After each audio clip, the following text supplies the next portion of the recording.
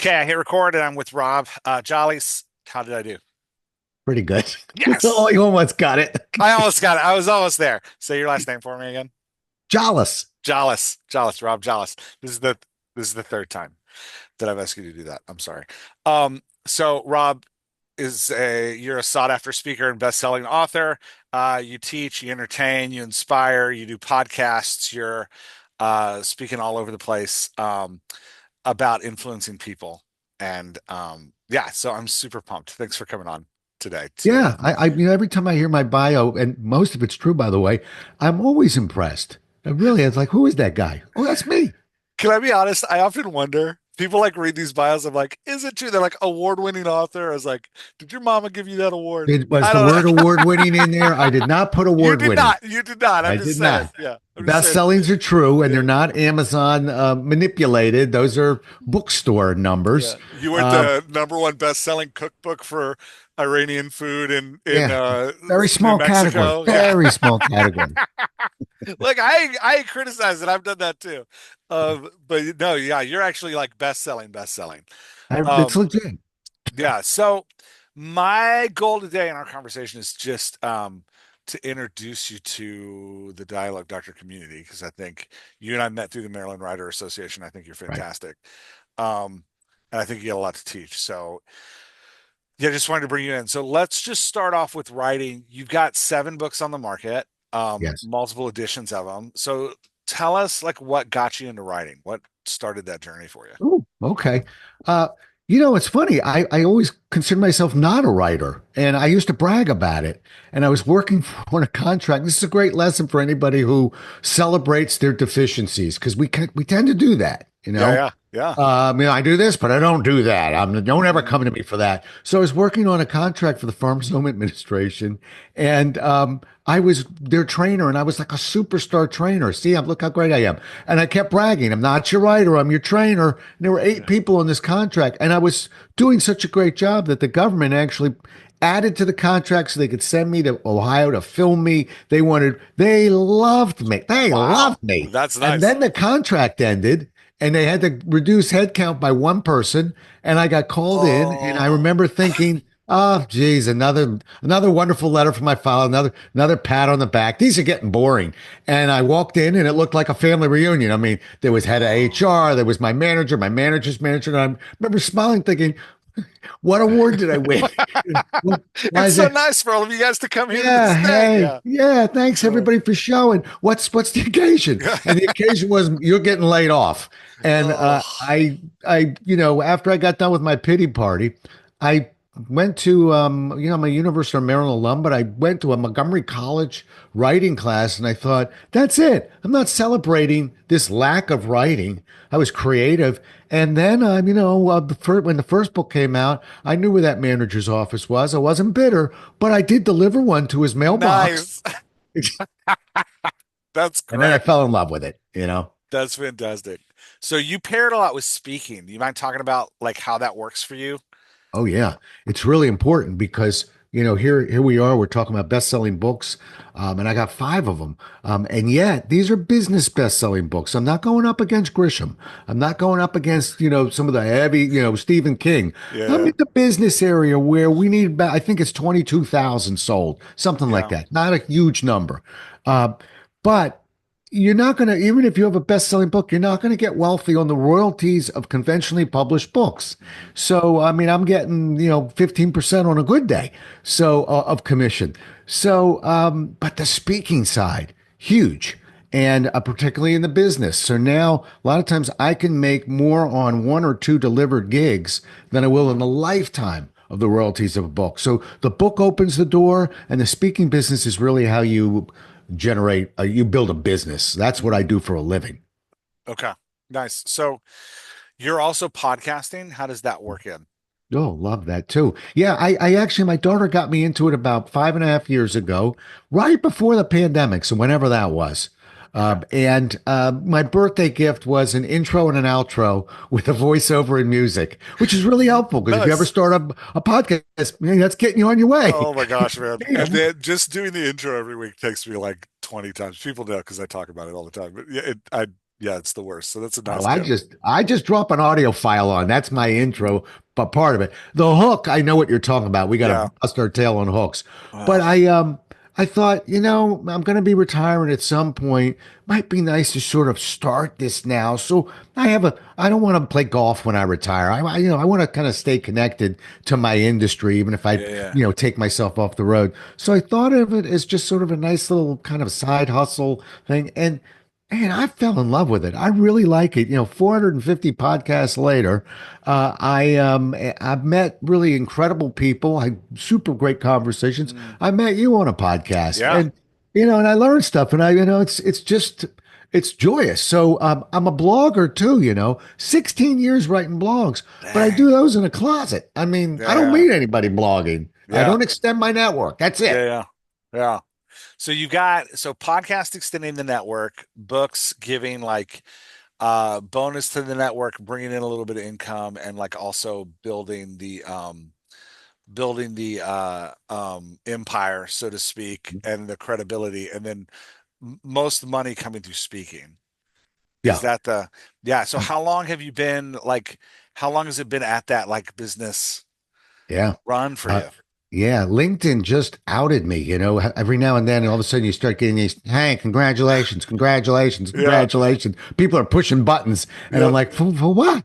And it was my 32nd year, like a week Dang, ago man. Friday, That's when fantastic. I stepped out from Xerox.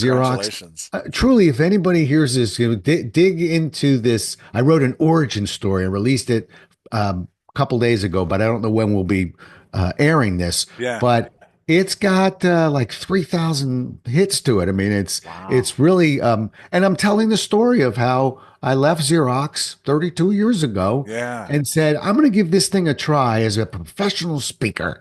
And if it doesn't work, I'll go shovel coal again. I mean, I'll work for the man. I'll do Yeah. what I Yeah. need, but I got to scratch this itch, and I don't want to be the guy who 10, 15 years later says, I wonder if I could have done it.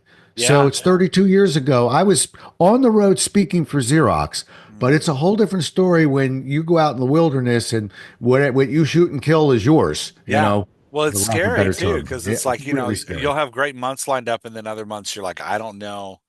Yeah. Any advice for people going it on their own? Yeah. First of all, listen to what you just said, and that means, I I thought for a mean second it. there you were gonna say don't. No. This time you did right. Yeah. It's the other four times I'm not so sure about. No, this was a good one, because it's not an even career. I mean, anybody can do it. Yeah, you can if you can handle the ups and downs.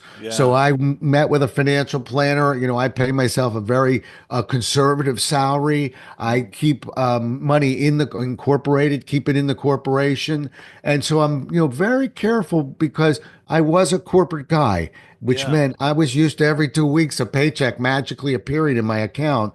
And I wanted to sort of replicate that so that I wouldn't, be sleepless staring at the ceiling at night. Yeah. That's nice. Yeah. And I think that anxiety, I know I've talked to a lot of authors who want to go, you know, full-time author this. Mhm. Like I just want to be selling books. And I think that anxiety around like, but what if I have a bad month or but like what if is really terrifying. It's something like, Yeah, takes a lot of yeah. courage to push through. Yeah, if you're in the business area though, and we could do a whole podcast on this, but what 32 years has taught me is you can't just look at yourself as somebody who's going to go out and deliver keynotes. They're really wonderful. They're typically high paying. They're easy on the body. I mean, I can tell you, I love a keynote, but it's hard to land a big company. And so when you land them, you want to have workshops ready to go. You want to be Interesting. certified in coaching so you can support their management team. I have clients. Toyota, as an example, has been with me for 19 years. Mm, But I do different things for them. Sometimes I'm keynoting. yeah. Sometimes I'm working with their finance people. Sometimes I'm on the floor with their salespeople. But Mm, I have to have enough items and keep evolving so that I have enough to sell them. yeah. They don't want to hear the same thing over and over again. So I think the acquisition cost on any client is high. The key is, oh, can you create a retainer, relationship? Mm, What can you do to keep that company going? One last thing. That's where the podcast also comes in. mm. I know you get this question a lot. How much money are you making on your podcast? I'm not really looking for, a commercial in the middle of a conversation I'm having, but Yeah. I get to bring in clients that maybe haven't worked with me a little while and warm up relationships. And so the podcasts are the gift that just keep giving for me. Yeah, it's nice. And like you're saying, the networking aspect of it, I've talked to a lot of authors who are like, well, how do I start a podcast like I'm like a science fiction author? Or how do I start a podcast? I'm like a fantasy author. And I'm like, just start talking to people who like what you like. Like just start bringing in your like scientists from the local university, ask them questions, like pull them into stuff. But it's the networking with the other people in the like podcast space that I think the like you're saying, it really is like a surprise joy in this medium. Yeah. It's a weird thing. Yeah. And Yeah. I know it's harder, I think it's easier for business authors clearly in the professional speaking space. But I think sometimes fictional authors, they sell themselves a little bit short. You Mm. know, you actually had the discipline to write this book. You might have I know you, for instance, in the conversation I had, and I'm not blowing smoke at you, you're a very creative guy. Oh, thanks, Uh, man. a lot of businesses are looking to for creativity, for how do we take our bank reps and make them more creative, Yeah. other than say be more creative. So sometimes there's a process behind that. I think that when you open it up a little bit and say, maybe I could speak to the business community, it Mhm. won't necessarily be about the characters in my book. But it might be in the disciplined process that a writer goes through, and how can we apply that to some of the things that you're working on? So I think if we open it up a little bit, you can make that step over, but certainly business books are easier. Yeah. So kind of in that vein, like something you've written about a lot is influencing people. Hmm. So talk to me a little bit about like what's your approach to that? I know I'm asking you like, hey, digest your life philosophy in a couple sentences, but give me that elevator pitch on like how to influence somebody with Yeah. your work. Well, Does let that me make start by sense? saying you don't scare me. I You don't scare me. I'm You could just terrified. Rob, yeah, tell me the meaning of life. You don't scare me. Uh, okay.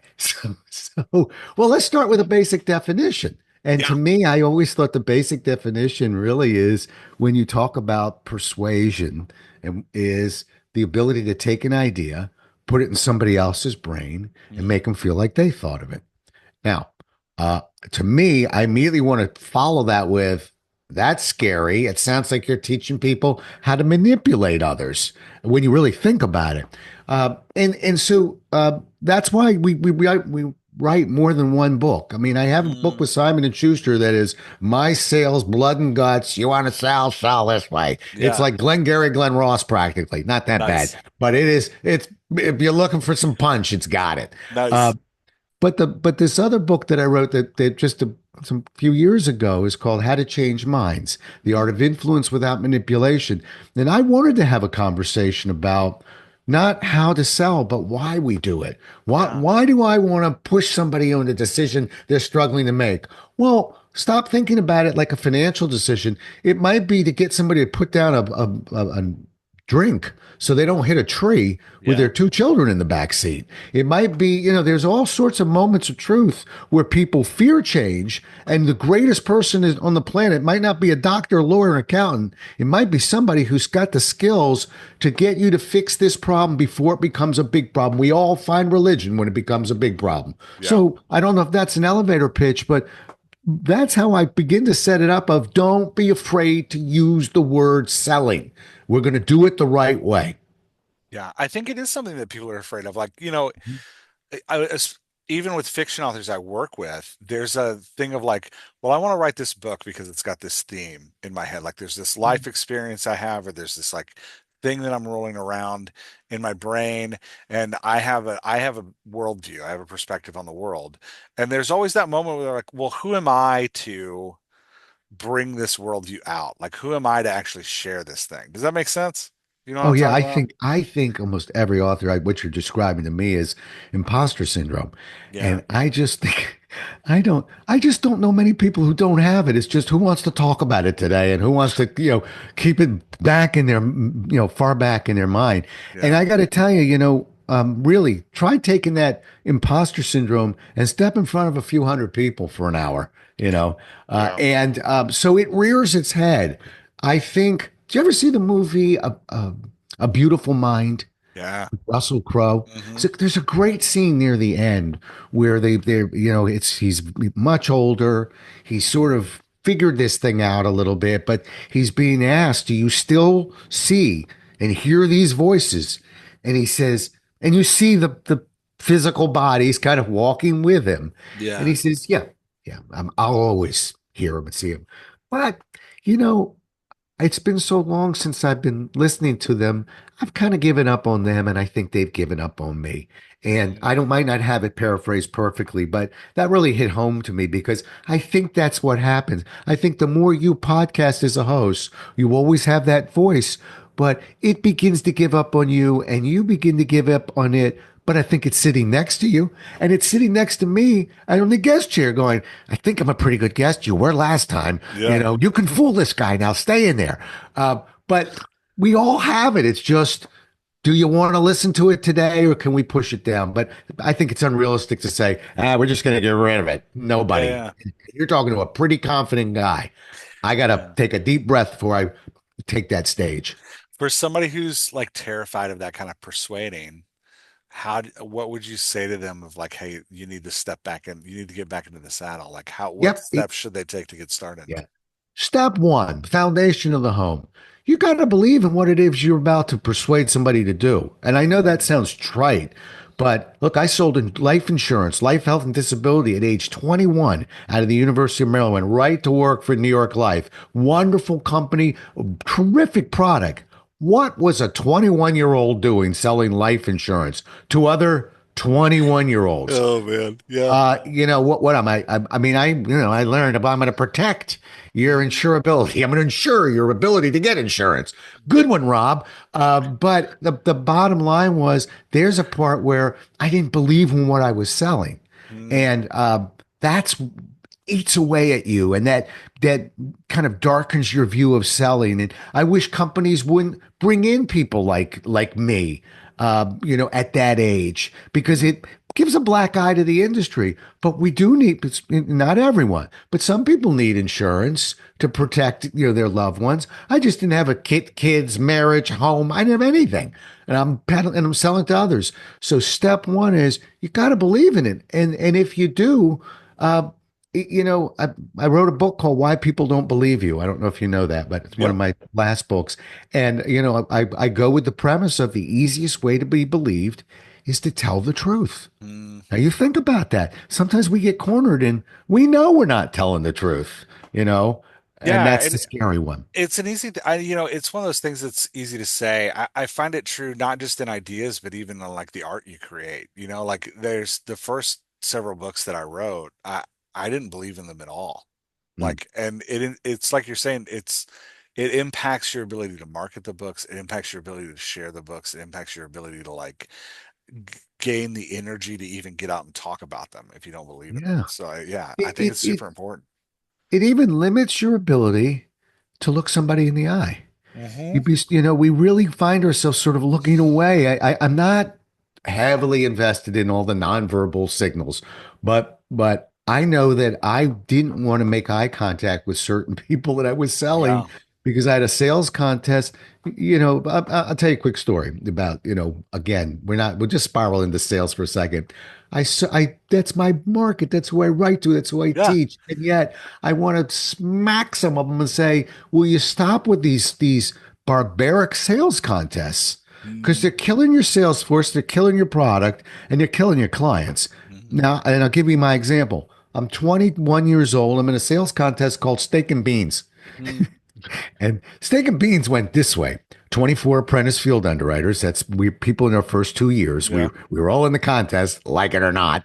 And the top 12 were going to go to the manager's office, home, and they were going to be with their significant others and have steak.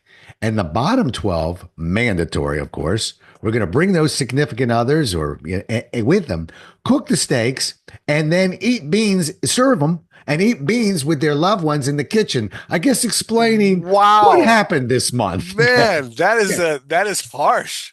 harsh. So imagine you're running 13th or 14th, and there's Yeah. a day or two left in this contest.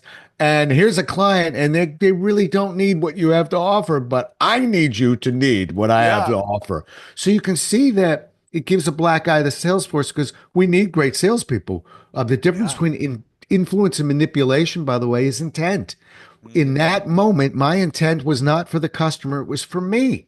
mm, That's the wrong reason to sell something. The mm, right reason is I believe I can make you a better podcast host or get you better earphones, whatever, and really simplify what you're doing. You don't see it yet, and they aren't cheap. So I'm going to have to give you a push, but I don't struggle with that. I need to give you a push because I got a cruise or a big bonus that's coming due, mm. and I need three more sales before Tuesday. So you're getting headphones today. That's the black eye, Yeah, yeah, right? yeah. So it Makes you feel starts like a there. used car salesman. Yeah, I hate to Yeah, like say it, you man. gotta I'm hit, out you gotta there. hit your quota. Yeah, Got to hit your quota. So that's the rough part. Let me just step a step further. All right. yeah. So that's a really important one, though. Once we have that, then I think it really falls into maybe two things for today trust and urgency.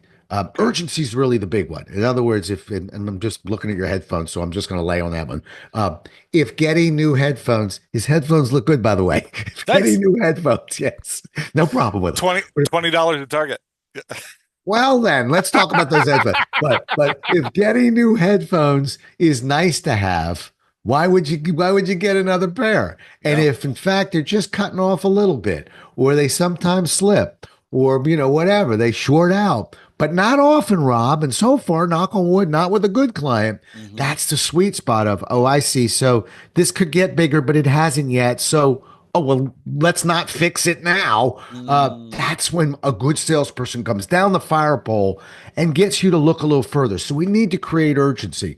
Those are interesting. tougher questions, but I can't get there without trust. So it's a package deal. Trust really is before I can do anything, and then earning the right to not just talk about how great podcasting is, but to talk about a couple of challenges you might be having. If you don't trust me, you won't share them, and if you do, we're going deeper into those challenges to get you to Mm. get you past that fear of change. Yeah, yeah. So what I hear you saying, let me talk back to you. What I hear you Bingo. saying that, like, when it comes to selling your art or your widget, whatever it is you're selling, kind of four components you need. The first is authenticity. You have to actually Mhm. believe in what you're selling. Good. The second is you have to have the best desires of your client at heart, not Yep. out for like selfish gain, but for them. The Yep. third is creating that sense of urgency of like we Yep. need to do this right now. Oh crap, I lost the fourth. Well, you kind of we could push trust in right before Trust. that That's the other. urgency. You have to have their trust. Yeah, sorry. Yeah. But Yeah. having the best intention, the reason why I was sort of letting you slide and going, okay, I'm not what where the fourth one's going to be, but Yeah. I like where he's going The is fourth one is because rainbows. I'm it's just kidding. yeah, it's call Rob. That's the Yeah, that's fourth one. Okay. right. But it's real. The funny thing is, it's kind of hard to process trust. I can put a process, as a former Xerox guy, we had everything was like repeatable and predictable processes. You want to tie your shoe, lad? Here's a repeatable and predictable process that you can measure to tie that shoe. Trust is one of the only ones that's really kind of hard to process. So it's a matter of really just stop talking so much, listen a little, listen more, Mhm. know what an open probe is. But I think the biggest one is that people miss is if you want to create trust with another individual, talk about anything but the problem that you think Mm, you're ready to solve. See, I think I'm going with these headphones things. I'm just making it up. You can push yeah, me in any it's category. working. Go for it. Right. Okay. So I'm in my mind, I'm imagining it there's a problem that those headphones might be creating, or we Mm, wouldn't be talking about them. Now, it doesn't happen often, as I said, and I got $200 pair of headphones. mm, You're not going from 20 to 200 if that would be nice to have it a yeah. little clearer. So a Mhm, lot of times it's really the my ability to get into, okay, I know what's working with all your equipment. Tell me mhm, some of the challenges you're having. If you trust me, you'll say sometimes, ooh. But if you don't, you're going to go, none. I love my headphones. I don't yeah, want my yeah. new headphones.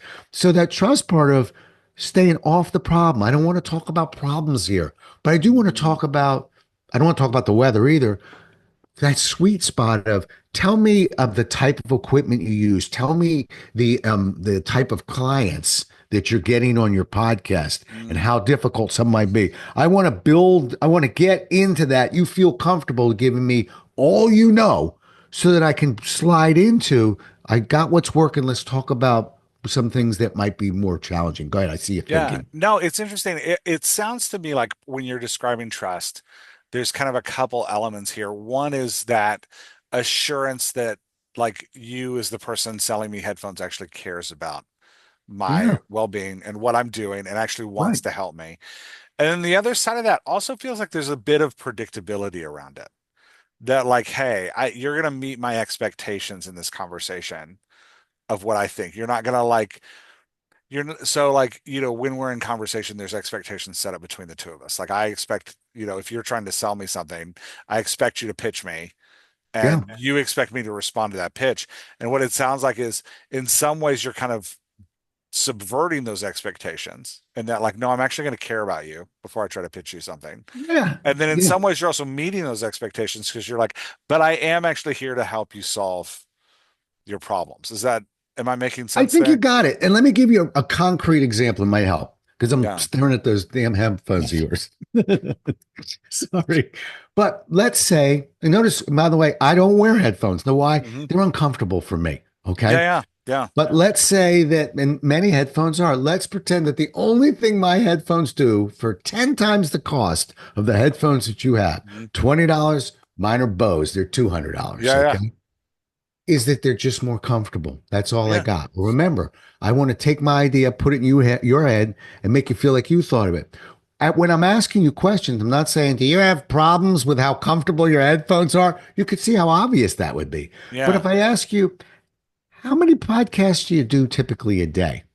What other things do you do with the headphones other than podcasts? So, how long are we wearing those headphones? If you Oh, told me 3 minutes a day, you're not a prospect for me. yeah, yeah. If you tell me I'm pretty much off and on for 4 or 5 hours, you're giving, I'm not jumping on it. I'm saying, okay, now I'm more questions are forming. So the beauty of the trust-based questions done right are not only are you feeling more comfortable as guy really, I've never had anybody that interested in wanting to know everything I'm doing in podcasting. And on my end, I'm trying to figure out maybe it isn't the cushioning, maybe it's the microphone, maybe it's, but Mhm. I got to figure out why you even took the meeting. Yeah, The yeah. key is don't pitch this guy if he's that smart, he'd have fixed it already. Earn the right to talk about some of the things. And then please, just because he says sometimes they're uncomfortable, don't go, I got something for you. Go, huh? How Mm, often? What do you do when they're uncomfortable? What's that doing to the guest on the other side when you're doing that fidgeting and moving mm. around to get you to look further down too? Yeah, Uh, yeah. and that's really the art of persuasion. It's not on the solution. Ironically, it has very little to do with the pitch. It has to do with me earning the right to get at the problem and understanding it at a much deeper level than even you might understand it. And then we can have a shot at moving to a solution. Yeah, it's Making interesting. sense? It makes perfect sense. And I'm wondering, like, so making a leap from headphones to like, all right, Hmm. I'm selling a book to Got it. somebody. I wrote Yep. my science fiction book and I'm going to sell it now. Now you're using my skills for your personal good. I am, yeah. Well, Let's go. for the good Let's of the go. podcast anyway. Yes, I'm sure. Yeah. So is this why, and Rob, I have to tell you, I think I told you this on the other podcast we did together because I came on a Book Finds You podcast. I'm terrible at marketing, so that I'm literally learning as you talk. Is this is this why they tell us to visualize our ideal reader? Is that what's going on there? Is it about like visualizing your ideal reader so that you can understand their pain points or how does this communicate? Like if I'm selling, because I can see part of what you're talking about and like, okay, I'm going to try to sell this science fiction book. The pain point that we're all having is that the world kind of sucks and we need escapism, right? Like that's why we read fiction and fantasies because we want to get away. Right now seems like a great time to be selling fiction because nobody wants to read the news, right? Like we want to like get away from real life and like fall into something. But when I'm not seeing the person buying my thing face to face and I'm not talking to them one on one, how does this communicate there? Yeah. much differently to Okay. answer your question. However, I love the question because you're making me work on this end. And we Sorry. should disclose. I love it. We should disclose that I don't look at questions before because I love It's okay. We're way authentic. off the list I sent you anyway. Oh, see, because I would have no idea. Yeah. Was this on the list? No, you Okay. gave me permission to go wherever I want, so I'm just Yeah, having a yeah, good yeah. time. Yeah. So I really like this, and this is a challenge for me. So let's do this. Let's Yeah. talk about how to sell it. But you're going to see, I'm going to grab from a couple different pockets because Okay. I'm used to you're sitting in front of me. You don't want X product. I'm going to but I sell Xerox copiers and your copier works fine. Okay. It's a little old and clunky, but it doesn't break down all that often and everyone likes it. Good. That's my sweet spot. But you created something different. So I got just a couple questions. One, am I talking to a publisher or am I talking to an actual end reader or am I talking to a group of readers? Because it's three different ways of me to handle this. That's a great question. I would say when we're talking, let's avoid the publisher question because that's a weird Okay. one. And Okay. there's a weird, and the publishing environment, like whether you're going indie or trad is a bigger question. And then sitting down across from a publisher to pitch is a whole different art. So let's say you're talking to, let's start with an individual reader and then let's go to a group of readers. Yeah. Okay. Do you remember when you came on the show that I met you on? Mhm. The first thing I did was I said, "Get write me a hook. Give me a hook. If Yeah, you I can't was write one terrible up." at it. I wrote I three and said, they I were all said, bad. "Don't Yeah. worry. Yeah. If you can't write one, I'm going to write one." Yeah. But that was my way of saying I want a hook. I want to sell a listener in the first 15 seconds Yeah. to stay with us so they can hear your podcast. Yeah. Uh, and what most people do is sort of the pitch side is they'll say, I wrote a book and the characters, are so and so and they climb a mountain and they Mhm. they do this thing. Yeah. Um, and I'm thinking, okay, but so I want you to remember, and I'm going to climb into it with you. Yeah. Early on, I'm looking for something we call a WIFM. Okay. And a Okay. WIFM is an acronym that stands for What's in it for me. Mm, Okay. So, and you actually started helping me when you were giving me, setting up a scenario when you said, given the times that we live in and the challenges, the news, and we're polarized. I don't care if you're red or blue, which this isn't good yeah. for Yeah. either side. Yeah. I don't think. It's just anxiety producing regardless. So Anxiety. yeah. Yeah. When you start telling me, you have a way to help maybe reduce some of that anxiety. Mm, And maybe what we all need to do is just escape a little bit more. Just take a breath. Think about the last time you went on a vacation. Why you mm, go on vacations? They're only a few days long yeah. because they recharge the battery because they help us when we get back to fight a little bit harder. Okay. Mm, My questions, I'm kind of giving you my statements now. My questions would probably be, when was the last vacation you went on? And why do you go on vacations when you know that they're limited in size and scope? Oh, they provide that type of value. And how do you use that value? Is that value helpful when you get back? mm, Well, guess what a science fiction writer does? We give you a different type of vacation. You just told me, I love the words you said, you told me. Okay. I would use your words. You mentioned just a moment ago that the greatest thing about a vacation is how long, not only is it during the vacation, but it lasts even past the vacation. mm, Beauty of what I've got for you today is a way to escape, take a mental vacation, and maybe have that expand a little bit further, even when you're done. Something along that line. yeah. So I'm trying to solve a problem. And I And like that you're aligning with an existing problem already that I lives think in it's you. safe to So say most people won't go, yeah. Well, I hate polarized? Who's vacation. that? Who hates me? Who's I hate vacation. Yeah. That's right. That's right. Yeah. Brah, humbug. Yeah. Okay. Forget but the last thing I'll say is this. I kind of laid it out and did something I probably wouldn't do, which is I'm telling you what I'm saying. Most of what you hear to what you just heard, I would then sit back and 3 minutes later, I'd have a series of questions that I could take you through that would Mm, provide you, that let you tell me what I was just telling you. yeah. Okay. There's this poem. I'm going to do a poem for you. I love And I'm not poems. looking at any sheet or anything. It's just a poem. I Yeah. love this poem as a salesperson, but it's called For Want of a Nail. and it was written supposedly by Ben Franklin. Although it's in one of my books, and they do a legal read, and they said maybe before Ben Franklin. They think Ben may have That's lifted that one a little yeah. bit. He All was right. known to do that. He Yeah, was known to lift yeah. things. Yeah, Learning about Ben. He that's was, right. yeah, quite the ladies' man, I hear too. But that's Yeah. another story. So that's another podcast. But he said, for one of a nail, a shoe was lost, and for one of a shoe, a horse was lost. For one of a horse, a rider was lost, and for one of a rider, a message was lost. One of a message, a battle was lost. For one of a battle, a war was lost, and all for one of a nail. And what that helps me remember is that people don't naturally look down the road at the Mm, issues that they're struggling with. And I think our job when we're helping, I think persuasion is one of the kindest things you can use with another individual is to try and get them to look further. So so if the nail doesn't go in the horse's hoof, what's the rider doing? If you're mm, unable to escape, how's that affecting your ability to focus at work? If you can't focus at work, how is that? What impact is that having on the materials you're creating, on the mm. clients you're meeting with?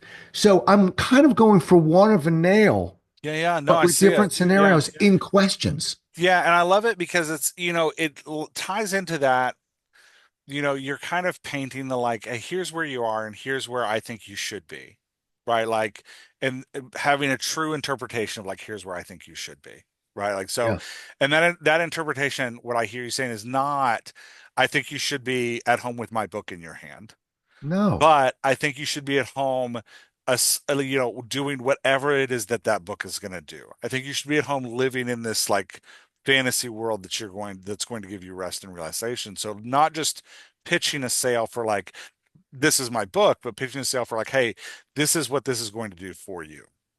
Yeah. I actually, I'll go a step further and tell you that, I remember I'm a process guy. I even have a trial close that I like, a way of measuring the conversation to say, and it's leaning to what you were just talking about. It's I'm a big believer in open questions, but not here. Now I want to close my question down. Do you think it's worthwhile looking at other opportunities, other options to this? Mm, If somebody says no, why would I tell them about my book? mm, And if somebody says yes, why would I keep hammering away at their inability to escape and to interesting. relax? So there's actually a measuring post. I'm not offended by either answer, by the way. Mm, It's just I'm not reading tea leaves. We can talk about this, but at some point I'll ask you, is this a good time to look at some other opportunities or some solutions? If mm, somebody says yes, well, and now I'm just linking up. Well, I'm going to make a recommendation of my genre, of a genre of science fiction. And I'll tell you why. You said that you were looking for a way to escape, that escaping, in fact, on vacation center. Well, with science fiction books, so I'm just going to begin to pair up mm. the need, the problem to the need. And that's my ability. That's where I'm coming from of it feels like it's their idea too. I Yeah, didn't yeah. come in and just go, you remember that guy, Billy Mays? I bet you might not know his name, but you remember his voice where he would go, Billy Mays here for Mend It Yeah. Putty. Yeah, Billy yeah. Mays here for Fix It Freddy. I totally Okay. remember. Yeah. On and on with the Billy Mays. Yeah. That's a pitch man. Okay. Mm, And you know what? Good for him. yeah. Uh, Yeah, yeah. I'm don't I'm one of my books. I don't know if the editor kept it, but I remember just hammering away at it. It's time to pitch the word pitch. Pitch. I don't like pitch. That was Yeah. pitch, by the way. I don't like pitch. I don't like the word. It what it means is, oh, I want to come in and pitch you. Oh, so you're just gonna not stop talking and Yeah. shove whatever idea. No, I'm not pitching you a thing. Hmm. I'm trying to, in a sense, be your consultant here. Okay. I'm going to listen to you and I'm going to work with what you're giving me and make a recommendation. It's more logical. Yeah, and I like it because it aligns you with your customer. Yeah. It puts you in the same place as them. It says like, "Hey, we're in this together, and this is a solution I found that you can find too." Yeah. I could really see authors using that like in their social media presence instead of just talking about like, "Hey, these are the tropes it hits."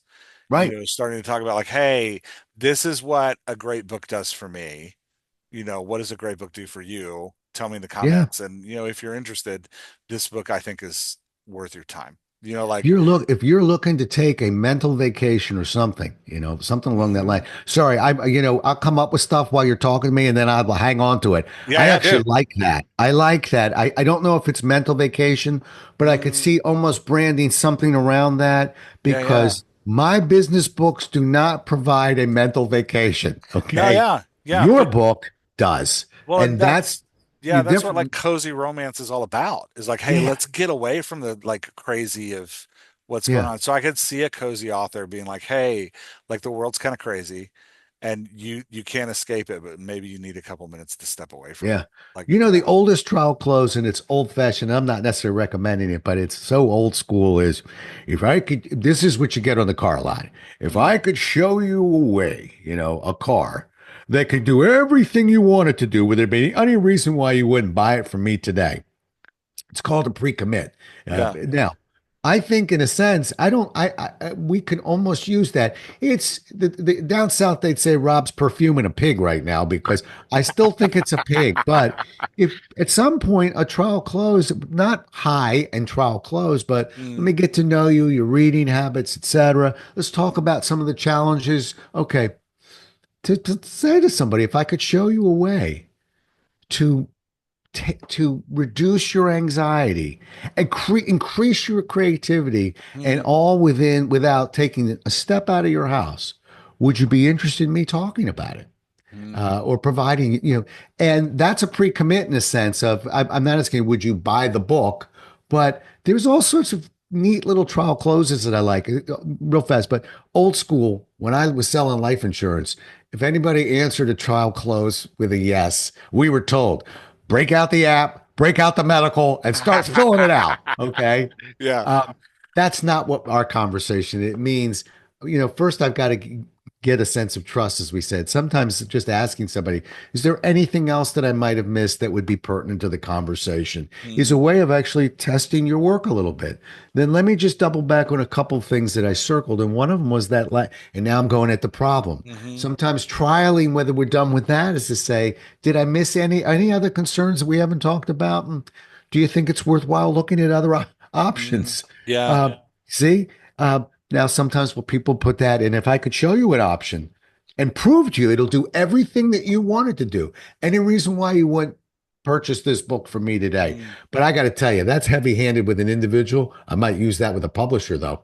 yeah, yeah, I could yeah, I could show you something that would attract that audience. And would you give me an opportunity to work with you on this? I yeah, can prove it to you. Yeah, prove it to me. Okay. yeah, But I bet I can because I've been asking about problems this book fixes well. I already yeah, knew what my book does. yeah. So, mm, Yeah, that's great, man. I love it.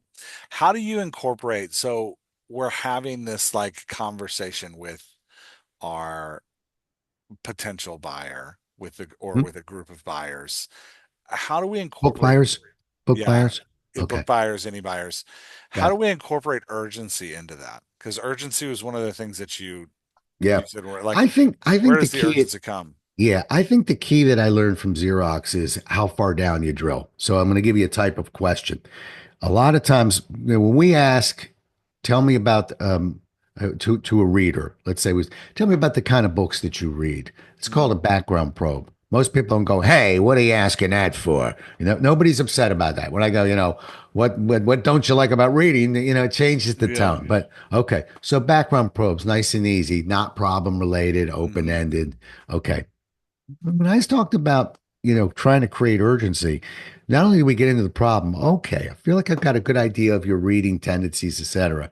Um, but earlier you mentioned that there's a lot, that you're stressed out a little bit and that a lot of stress. What sort of difficulties does this create? Now that's called an identifying probe. I hmm call it identifying probe because I think it's a problem, but it doesn't count if I think it's a problem. My client has to say, yeah, I get a little bit tense and irritable on the job or whatever. I'm pushing this thing too hard. But anyway, here's the magic piece. When somebody says, yeah, I can't seem to escape my own mind or whatever, and boy, hmm it's just really bothering me.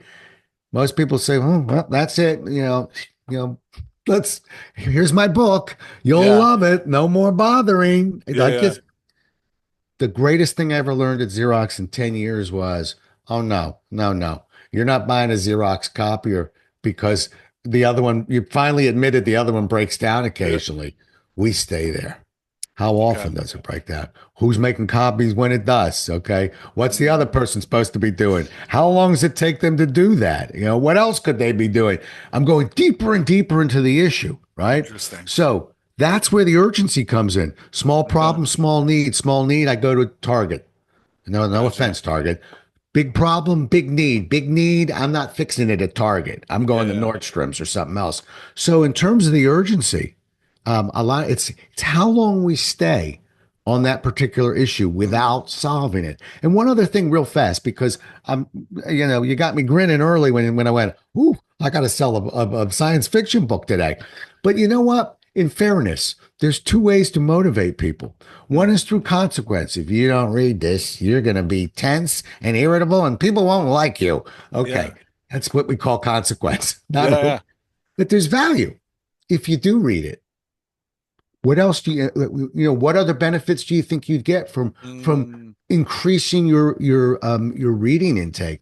Oh, it mm, might improve my vocabulary, might improve my ability to converse with some of my clients. In other yeah. words, it doesn't always have to be what happens if you don't. It could be what happens Yeah. if you do. But this is the urgency. It's not, let me tell you now, I'm ready to now fix it for you.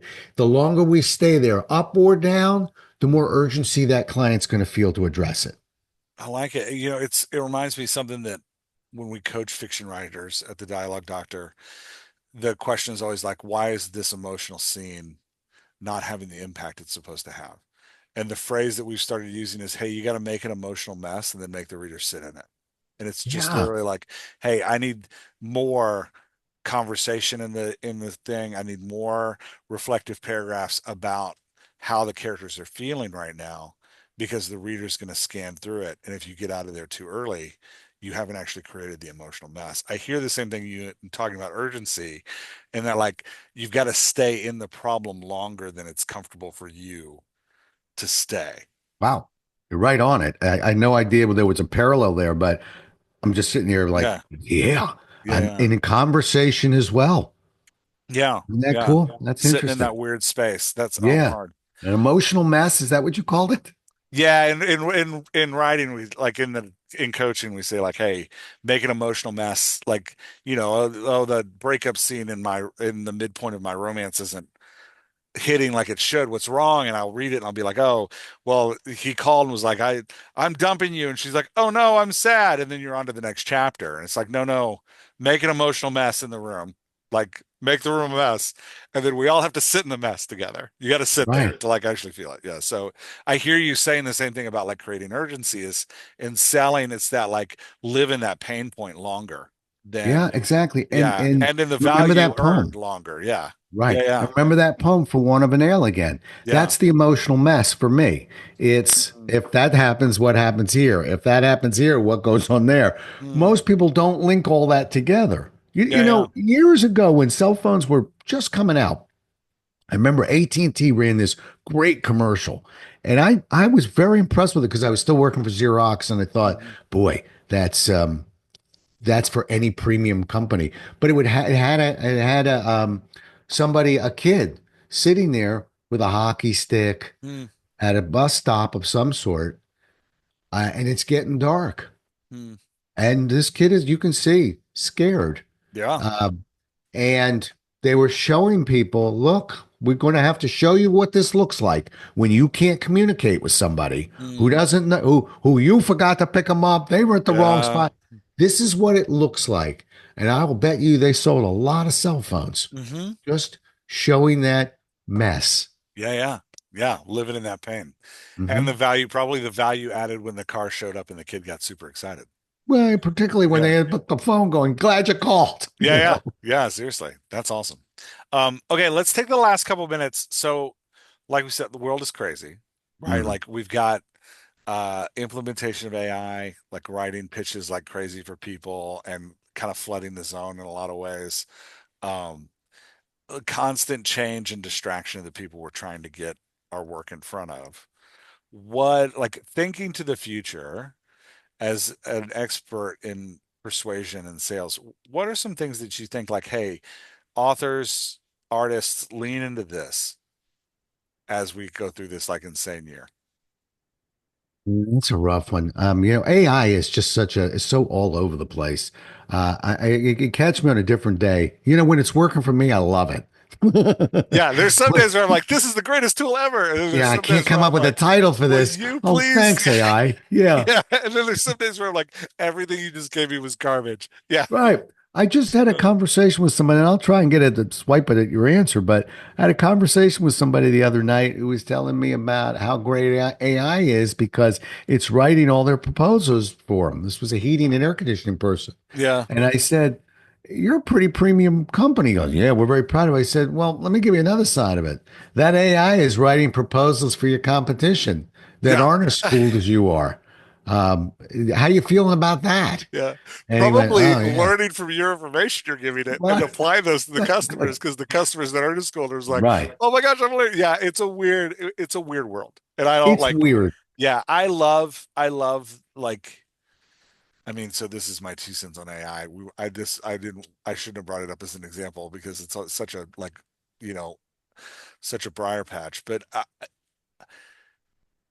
as somebody who, when I started like doing self business, like when I started like running my own businesses, I had zero money. I was super poor. So I wish I had had a free chat GPT um, subscription back then because there were things I couldn't afford to pay people to help me to do that I Right. could have logged in and just gotten done. Like I think Right. it's a great equalizer in a lot of ways. Yeah. So I love it in that way. And I know people who cannot. I've talked to a lot of authors who have big dreams about books and they cannot seem to write a book, but all of a sudden they have this partner in their ear that like this AI partner in their ear that's like giving them things to work from and like ideas and like brainstorming with them and working through with them. I think a lot of us, we think of writing as a solitary sport, but the truth is we need a team, and it's really Yeah. hard to find a team, and you can get kind of a team from AI. And I think that's empowering a lot of people. So I don't want to down AI, but going back to the question of Mhm. like, what do you see Yeah. in marketing as we move forward in this weird world? Like, what should people be leaning into? Now you mentioned a different word. You said marketing. I did, Everybody yeah, thinks sales, marketing, marketing, sales, same thing, Rob. Totally not the same thing. yeah, yeah. Okay. My quick and dirty definition is marketing is what brings somebody to the table. Sales is Okay. what happens when you pull out the chair. Oh, Okay. interesting. I wish I'd asked that Most question at the very beginning. That's okay. No, that's great. That's Yeah. fantastic. Well, because half the time somebody thinks they're talking about a sales problem, they're talking about a marketing problem. Mm, It breaks my heart, by the way. I've worked with companies that brought me on, like, we really need you. And I'm like, okay. And I'm seeing dollar signs on invoices, and I go, all yeah, right, yeah, tell me what's happening. And they have nothing in what we call the pipeline. In other words, they're not even yeah, chasing yeah, anything. yeah. So it's like, oh, unfortunately, you don't need a sales trainer. You don't Yeah, need you need a me. marketer. Yeah, You need a marketing person. Now, I talked to another company guy. We got more prospects we know what to do with. None of them want to buy our stuff. Sales issue. I want to yeah. answer your question though. So let me be very pointed. Uh, I I think that this is what I'm going to live on right now. So I'm not afraid of the boogeyman AI monster. I don't care how smart AI is, it still can't be me. It Mm, can't be me. Meaning, just like books, I'm sure that when I first wrote my first book in '93, there were no self publishing people. It was authors, publishers, mm, nothing. It was you either get it published by a conventional publisher or you don't. Now there's everybody can just spit on a piece of paper. It's a book. Yeah, but they don't get you. They get the yeah. book. They don't get you. They don't. They can't be you. I gotta cling to that as um, I'm never gonna be the guy cowering in the corner, afraid of any technology. The day that happens, I think, is the day you retire. I saw it at New York Life when we brought in PCs. Mm, I started in 1979 as an insurance salesman. yeah, Uh, they were just coming around. Some of the typically older people crossed their arms and said, "I'm not using that flibbity flabbity, yeah, PC." Okay, well then see ya, because this career is going to run you right over. Now, I didn't I embraced it. I was, 22 years old, 21 years old. But do you know how many things like that have come up since then? And I'm not going to cross my arms and go, I don't, I don't want it. I'll Yeah, do it yeah, when I go out to Lake Winnipesaukee and retire. You know what I mean? yeah, You yeah, don't can have this AI stuff. yeah. But so my point to you is, rather than fear it, how do we make it work for us? And B, never forget that you're the greatest commodity out there. Mm. And when they go, we now created something that is Rob. Okay, it's actually you. Oh, okay. Well, Yeah, you know, yeah. bummer. Good luck with it. One of me is Uh, enough in the world. We don't need two. yeah, that's Yeah. right. So you probably will never be able to pronounce my last name, Yeah. knowing my robot. I am Rob Jolles. Yeah. No, you're not. Yeah. Uh, but I'm answering your question because I Uh, don't know. All I know is one, I can't be afraid of tomorrow. yeah, no, So I'm it's not. a beautiful Henry V once more into the breach, dear friends, once more. I love it, man. It's a Yeah, solid yeah, let's make it work for yeah, us. let's go. Because you either make it work for you or you're going to be get run over. And Yeah. these guys, they wouldn't get the PCs. I was printing out these basically policy illustrations for clients in two Mm. minutes. And before the PC, you would call to New York. New York would send it. Be about 4 or 5 days. Oh, That's just the way information traveled. yeah. So you're not going to survive in the business. So make it work for you. But I think everybody wants to, down, just poo poo it. Yeah. Yeah, Can't do it. we always want to freeze things exactly where they are. Right. Keep it Somebody was right probably now. bumming out about electricity at one point. I don't know. I have Candles no are doubt. good. Yeah. Yeah. It's been funny. Yeah. Well, Rob, thanks so much, man. This was great. Where can people go to find you? All right. Well, you can go to JOLLES.com. That's my website. But I'm a LinkedIn guy. So come find Rob Jolles on ROBJOLLES on LinkedIn, and I'll be sure to look out for you. But I think my website, it has my podcast, my blarticles, not a blog, not an article, it's a blarticle, I love it. and all kinds of other nonsense about me. Okay, great. Well, I'll hit stop and we can talk a little bit more. Thanks for coming Good. on, man.